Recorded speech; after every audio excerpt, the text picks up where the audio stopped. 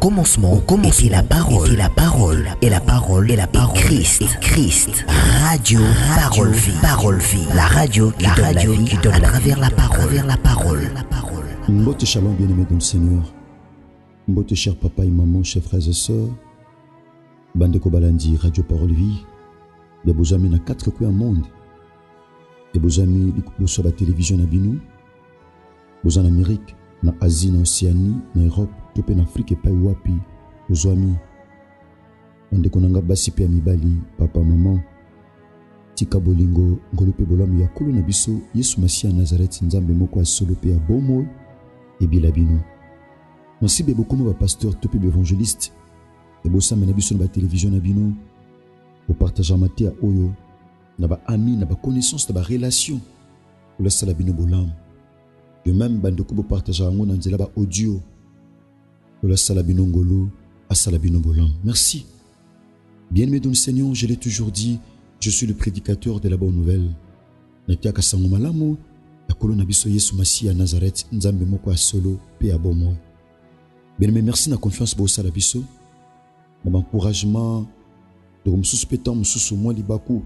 Na pesa moi soutien. Na sombata mega atako ba partenaire to zana bango penzate. Bien-aimé dans le Seigneur, mais tant mususu au sala kango na bonne volonté to pe bonne foi na yo. Kolo kanisa yo asala yo ngolu pe bolam. Bien-aimé dans le Seigneur, to tiko le kana retraite internationale des familles otoshita ino ngomo kolo ya lundi. Bien-aimé, toujours batatoli penza ébélé par la grâce de Dieu, pe Christ ezaki glorifié na tina nango. Bongo lobi uzaki na temo ezalaki Yesu Masia Nazareth akoleka na nzela na yo. Peu importe quoi bachayo, peu importe musalo salaka, peu importe oyo zali. Soko j'ai confiance au seul pas na Christ. Bien-aimé dans le Seigneur, soko placer confiance pas na Christ à cause na kati koleka na nzela na yo, bien-aimé dans le Seigneur. Et ya le par la grâce de Dieu toujours bana temo susu et comme mabiso tina le samedi. Ya samedi et à lundi na intercession internationale au kola mon message. Bien-aimé dans le Seigneur, tes mes amis, les oiseaux ne mangeront jamais ta sémence. Les oiseaux ne mangeront jamais ta sémence. Lisons la parole de Dieu, bien-aimé dans le Seigneur. Je l'ai toujours dit, je suis le prédicateur de la bonne nouvelle. Yesu Masia Nazareth nzambe moko asolo pe abomo. Nous avons 2 textes autant. Bien-aimé, so simbinga malam. Oza la personne la plus heureuse na moi d'outo tozali. Oza la mutu esengo makas, quelle que soit la situation, la circonstance ozo vivre, quelle que soit la réalité, la combat, bien-aimé, adversité, nyonso, bien-aimé dans le Seigneur ozo kuta nango. Na ondima ke so du confiance no au plaçon pa Yesu Masia Nazareth. Ozanga toko mona bolamo nanzela ya thème. Bien-aimé, nous lisons rapidement la parole de Dieu. Nous allons livre à Genèse chapitre 40 verset 17, peut-être autant même verset 17 et verset 19. La Bible dit ceci. Dans la corbeille la plus élevée, il y avait pour Pharaon des mets de toute espèce, cuits au four, et les oiseaux les mangèrent, et les oiseaux les mangeaient dans la corbeille au-dessus de ma tête. Verset 19. Encore 3 jours, Pharaon enlèvera la tête de dessus toi, te fera pendre à un bois, et les oiseaux mangeront ta chair. Donc, in évangile selon Matthieu chapitre 13, nous commençons bien aimé dans le Seigneur par le verset 4. On a touché dans le verset 8. Il est dit ceci. Un semeur sortit pour s'aimer. Comme il s'aimait, une partie des semences tomba le long du chemin. Les oiseaux vinrent et la mangèrent. Une autre partie tomba dans les endroits pierreux où elle n'avait pas beaucoup de terre. Elle leva aussitôt parce qu'elle ne trouva pas un sol profond, mais quand le soleil parut, elle fut brûlée et sécha faute des racines. Pour ceux qui nous voient par la grâce de Dieu, pour notre péché, merci pour la lecture auto-sali. Il est écrit, les Écritures et tu, mais c'est l'Esprit Seigneur qui vivifie. Et quand de quoi kati pongi na butu Seigneur topena tongwa lelo na pokwa topena moya lelo tata ulantama continue ozolanda biso tika mona ngolu bolingo pe bolamu na yo Seigneur, je ramène au nom de Jésus-Christ de Nazareth toutes tes pensées captives à l'obéissance de ta parole. Et c'est là au nom de Jésus-Christ de Nazareth, le seul Dieu suprême, que nous avons ainsi prié et déclaré. Amen. Bien-aimé, bandeke bakolia onanaote. Les oiseaux ne mangeront jamais ta sémence. Bien-aimé dans le Seigneur, tomona bandeke peut tozomona sémence. Donc à te définir, bien-aimé dans le Seigneur, c'est quoi la sémence? Sémence, c'est anime. Bien-aimé, sémence, quand on trouve la sémence, tomona sémence n'a pas aspect belé. Dans le domaine, il y a agriculture, surtout la sémence, tout le monde a grain. Ou sengeli, ou zambouma mouké, ou sengeli kota na mabele pour produire. Pendant que mouton aussi ba sémence na mabele, a te juba année, a te juba mois, jamais etika la ko bota na maboko. Sémence, bien me topé grain, pour ebote sengeli kota na mabele. Pour un résultat, et Seigneur, écoute, dans ma bien aimé dans le Seigneur. Voilà dans le domaine agricole, bien aimé dans le Seigneur. Dans le domaine agricole, né tolobe la graine. Voilà dans le domaine biologique. Dans le domaine biologique, on voit la sémence. De tout le monde a papa juste sémence, a péché pas une maman. Voilà dans le domaine biologique, bien aimé dans le Seigneur. Sémence, et bien malam, tout côté dans ma détail, le bien papa a péché sa sémence pas une maman. Maman a mis sémence. Et que produire, moi, on a bien aimé dans le Seigneur, on appelle ça les sémences. Mais il y a les peu que vous avez la sémence, bien aimé dans le Seigneur. Et là, comme toi, simbi, que vous avez la sémence, bien aimé. Pour un commerce, on a que vous avez la sémence, bien aimé. Connaissance, on a que vous avez la sémence. Savoir-faire, et que vous avez la sémence. Et là, comme nous sommes toi, simbi, bien aimé, topé le la matière grise. Vous savez, au moutou, yebi na moutou, et ça sémence. Bien-aimé dans le Seigneur, ils ont mon anaté, bien-aimé dans le Seigneur, mais ils ont sémence au peu que font la vie à moutou. Ils ont sémence au peu que faire avancer vie à moutou. Ils ont sémence, bien-aimé dans le Seigneur.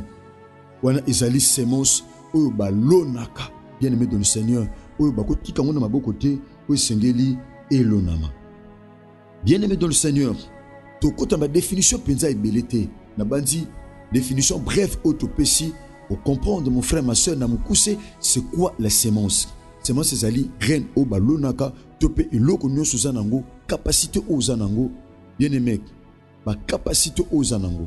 Mon frère, ma soeur, on a dit tourbengango, sémence. Tourbengango, ma vertu, ma valeur aux akatinango, yango tourbenga, sémence. Bien aimé, et peut-être tu dans le livre Genèse, chapitre 40. Bien aimé, mouto lo balisolo oyo, ezali panetier. Qui est panetier? Bien-aimé dans le Seigneur. Azolo bango na kati ya prison. Bien-aimé, basalimi balé ya Pharaon, le roi. Basalaki mabe pa ina Pharaon. Pharaon abutaki bango na boloko. Na boloko bakotaki, bakutanaki na Joseph. Joseph azaki na prison. Otoyebi malamu nde bakoselaki makambo. Et pas moi si ya patron na ye. Bien-aimé, toyebi solo malamu toza pinza wanate. Bongo Joseph azaki na prison. Na tongo moko bien butu moko bango mibale baloti ndoto na panetier na échanson muto servaka Pharaon masanga na muto servaka ye nyonso eza lié na lipa bien aimé dans le Seigneur, soit gâteau soit loko moko songolo o eza lié na farine parce que charge les akiwana donc o eza lié na pâtisserie toloba bien aimé dans le Seigneur baloti ndoto butu moko tomba loti ndoto échanson Aïbisi ndoto ne epai na Joseph. A eu réponse aux acquis favorables. Tangu panetier a moniqué. Et chanson a eu réponse. A eu explication à songe aux acquis favorables pour naïe. Abinga pena pesa yo ndoto nanga na lotaki.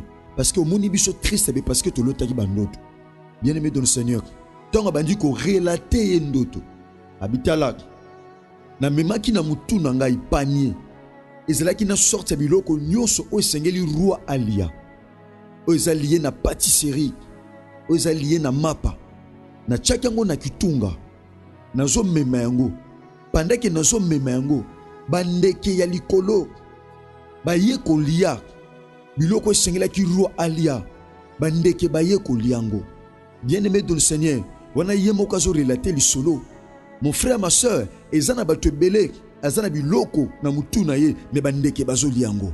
Bien-aimé dans le Seigneur, bandeke baza banani, bandeke baza banyama oyo, bazaka détenteur. Ye loko mon frère, ma soeur, eko sale sengwa vi na yo. Ndeko meme mbapa, objectif, ame mango epai na mokonzi po alia, amemi mapa, mais afinika ki mapa wanate. Bien-aimé, ezalaki exposé.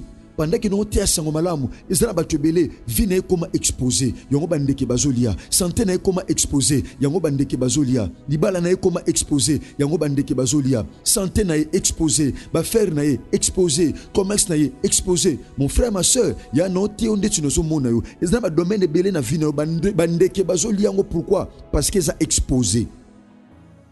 Amemi biloko valeur na mutu na ye, mais à couvrir yango te. Amemi biloko valeur na mutu na ye, mais à protéger yango te. Amemi biloko valeur na vie na ye, mais à sécuriser yango te. Bien-aimé, mapa, li passe quoi? Li pesa li requête. Li pesa posa mutema mutu. Mais zaki ouverte, bien-aimé dans le Seigneur, et zaki exposé. Bandeke ba moni yango, ba ye, bandi kolia mapa. Mon frère, ma soeur, ils ont battu belé pendant que nous étions à son malon, bandeke si balia au libala. Bandeke si balia au libala. Oza mosa libala, mo viva ke sengwa libala te. Pourquoi? Parce que bandeke balia au libala. Bien-aimé, okoma lokola rido ya ndako, osalaka me bandeke balia musala na yo, esonga musala omona angote. Salaire malunga ezate. Donc susu yaya o remplacer kaka batu. So mutu moko azate fo ba benga yo, we o remplacer. So mutu ana congé sili ba longoli yo. OK, okoma ka ndengo na mon frère ma soeur. Okoma lokola pune réserve. Pune réserve ya mon frère ma soeur, ba bomba kaye, ba utiliser kaye mokolo pine to bokaka. Mais pine wana ndenge to boki mon frère ma soeur, ba ko bamba yango, ba ko longola réserve, ba ko zong sango réserve et ko zonge pa ezalaka. Mon frère ma soeur. Tala na vino mon frère ma soeur, bandeke balia nini? De quoi lobi nazo mema mapa, nazo mema libala, nazo mema musala, nazo mema permis de conduire, nazo mema grossesse, ngai zemi nanga nazoaka, bandeke balia kango kaka. Et comme 9 mois te, et comme 9 mois te pour na simba moana, 5 mois au mone longwe, 4 mois au mone longwe, 3 mois au mone longwe. Tom somona 5 mois, 7 mois. Babi zebo moye continuer zate. Pourquoi? Parce que santé na yo tungisa. Pourquoi? Parce que stomac na yo tungisa. Pourquoi? Parce que eloko tel zo tungisa santé na yo zemi ofre pima. Bien-aimé, bandeke balie. Abina memi mapa. Pendant que na memi mapa na zoya, na memi charge. Bandeke na likolo bazolia mapa o ezal bongisa maki na mokonzi. Bongisa maki po mokonzi alia, mais azo lotango na si andoto. Ezana batobele pasi ozo komela yo, olotango deja na ndoto. Mabe ozo komela yo, olotango deja na ndoto. Échec ozo komela yo, olotango deja na ndoto. Humiliation ozo komela yo, olotango deja na ndoto. Chute on va faire et comme là déjà na ndoto so lotango déjà ki ba yibi o sac o réaliser na bo motobwe biloko peso beba na bo motobwe ba yibi o pe sac na bo motobwe ba faire rezo chuter na bo motobwe makambe zo simba te. Pourquoi? Parce que o lotango déjà na ndoto abina zo lota ndoto na memi panier ya mapa ya bagato abi toutes sortes ya biloko o esengeli roi alia. Ingol bana kati ya bassin wana mabale zalaki na kati na kati ya bassin wana succès zalaki na kati na kati ya bassin wana crainte de Dieu zalaki na kati sanctification zalaki na kati. Mais bandeke baekolia ndeke azanani bien-aimé dans le Seigneur, ndeke azo représenter image ya diable, image ya mutu alukaka pasi na yo, image ya mutu alukaka lelisa yo, image ya mutu alingaka otournaka ke sika moko. Ndeke aza image ya destructeur, image bien-aimé dans le Seigneur, ya mutu azolinga alelisa yo, ya mutu azolinga azwa yo semence ye wana ndeke abiba ndeke baye balie lokola bandeke balie. Bien-aimé dans le Seigneur, tangu babandi ko pesa explication et peine à Joseph abini abi lokola bandeke balie yo roi akobomisa yo, roi akopesa nzela ba pondre yo ba diembika yo. Pourquoi? Parce que eloko mokonzi yo o protéger yango te, eloko mokonzi yo o sécuriser yango te, o exposer yango. Bien-aimé dans le Seigneur, pendant que nous sommes à Sangomalam, il y a des domaines dans ta vie où ils ont exposé. Où ils ont exposé. Ils ont attendu à sambela pour sécuriser biloko na yo. Ils ont attendu à bondela pour sécuriser foyer na yo. Bana no ba koma exposé. Tom suna kata foyer ya wana bana mocha bango exposa bango na mutu bandeke baolia bango bandeke baolia mayela bana bazo tanga mema mayele na kelasi eza soki mokete bandeke bazolia mayela bana bandeke bazolia santé ya bana yo chaque mois fo mwana bela so oya belia bongi ngwane kolanda mususu fa bela tout ça pourquoi parce que santé ya bana ezolia mana bandeke musala mubali na yo ezolia mana bandeke pourquoi parce que oza mwasi oyo ochaka mabolongo te na se po luka nzambe po o sécuriser musala mubali na yo po o protéger musala mubali na yo mama ozwaka tan wana te ya ko protéger osepelaka soki mbongo ye olie omeli olati mozwaka tanta ko tcha mabolongo na se po o protéger po sécuriser musala mubali na nzela losambo osepelaka na kolia mbongo osepela na kolia komela pe kolata mais yaya o sécuriser musala mubali te na losambo. Bien-aimé dans le Seigneur, santé à bana est exposé. Bana babelaka belaka mon frère. Moi nyoso bana babelaka. Usala ka ba perte mbongo. Makambebelo zo simba te pourquoi? Parce que bandeke bazolia domaine à vino. Mon frère ma soeur tom sou bandeke balia santé. Ou réaliser santé simba te. OK pas médecin, ba médecin balobi oza malamu. Mais tant ozonga, ou réaliser ozo continuer ko souffrir, o continuer ko konda, nzoto ndenge sa bongo sila yo. O komana ba réserve pour na la même miroir. Pourquoi? Parce que bandeke si balia yo. Ndekazana, ndekazo symboliser awa ennemi. Ici, les oiseaux représentent l'ennemi. Bandeke bazo représenter monguna, bazo représenter destructeur, bazo représenter muyibi, bazo représenter biloko nyoso mabe, bien-aimé ndeke, ndekalier, abandeke bazo lia.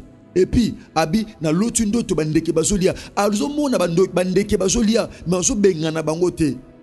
Abibandeke bazolia mais atiki mon frère ma soeur il arrive des fois mona makambo zo simbate motiki ka bongo omona libale zo simbate ne suko lukelo nzambe okangi maboko les choses évoluent très mal mokangi maboko makambo zo simbate mokangi maboko ozomona bien bandeke bazolia semence bandeke baolia mapa bien aimé maolo belote a continuer ko tambola a continuer ko kende makambo zo simbate a continuer elle ko la chauffeur moko pinese toboki mais a continuer ka ko tambola bongo mon frère ma sœur mo boma pinango malamti o boma gentil pinese toboki faut tellement bien aimé bandeke pendant que bazolia semence a continuer ko tambola abina tambo na tamboli mo na servir roi biloko na zakite pourquoi parce que bandeke si balié yaya moi servi biloko ezate moi pesa roi biloko ezate moi roi sepela lia ezate pourquoi parce que bandeke ba précéder ba lié biloko o sengela ki roi alia ba lié libala o sengela ki obala ba lié musala o sengela ki ozwa ba lié mbongo sengela ki ya osala musala ba lié chantier na yo ozana chantier bandango kala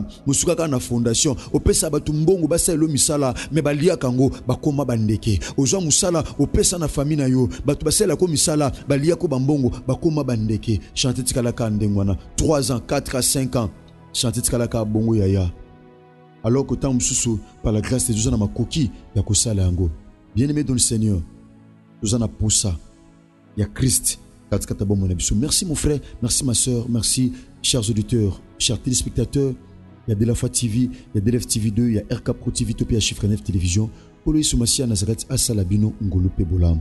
Ce qui Christ a maison milité pour continuer message au lobby. Tika Bolingo, Ngolope Bolam ya Christ et Bilabino. Ezalaki Wabino, Ndekonabino, moi na Topeleki, héritier Bichiamou, pasteur par la grâce de Dieu. Moi na Tatananga Jean-Paul Maeta, pasteur de la foi. Que Jésus-Christ de Nazareth vous bénisse. Au commencement, était la parole, et la parole, Christ, radio, parole vie, la radio qui donne la vie, à travers la parole.